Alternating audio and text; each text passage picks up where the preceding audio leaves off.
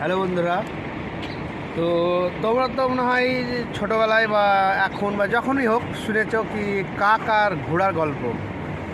তো same life মানে আমার জীবনে হয়ে গেছে কাক আর ঘোড়ার মতো মানে অবস্থা।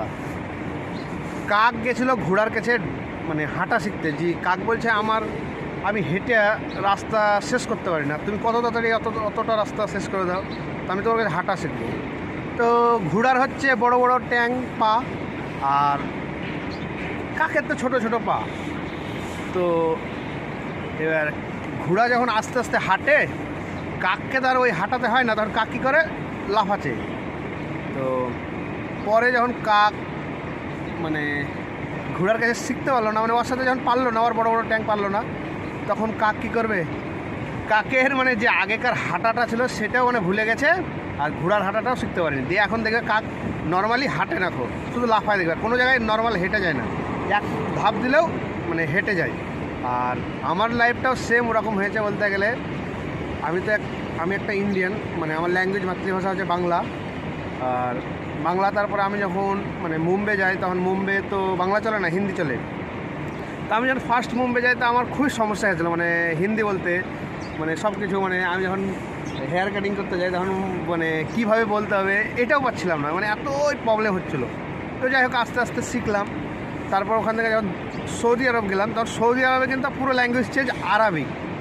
তো বাংলাও শেষ, হিন্দিও শেষ, আরবিক, মানে হিন্দিটাও চলে মোটামুটি, মানে কিছু কিছু। তো মানে ও না চললেই বললেই চলে আরবিক। তো আমার তখন এবার আরবিক শিখতে যাওয়া মানে এত কষ্ট হয়, আরবিক বলতে পারি না, যেখানে যাই সেখানে কালা, মানে না জানলে যা হয়।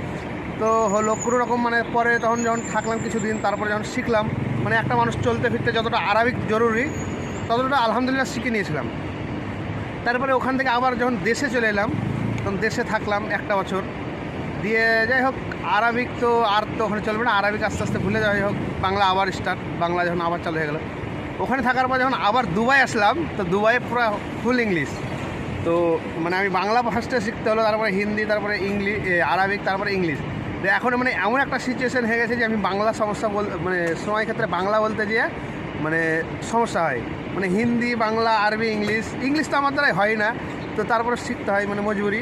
তো মানে 4-5টা ভাষা শিখতে যে আমার মানে ওই কাকের মতন অবস্থা হয়ে গেছে, মানে কাক যেমন নিজের হাঁটা মানে ভুলে গেছিলো, এখন লাফিয়ে ওড়ায়, তেমন আমি মানে হিন্দি, বাংলা, ইংরেজি, আরবিক শিখতে গিয়ে মানে কী বলবো, কথা ঠিকঠাকভাবে বেরোয় না। তো আমার লাইফটাও সে এরকম। ভিডিওটা ভালো লাগলে অবশ্যই লাইক, কমেন্ট, শেয়ার করবে, পেজটাকে ফলো করবে।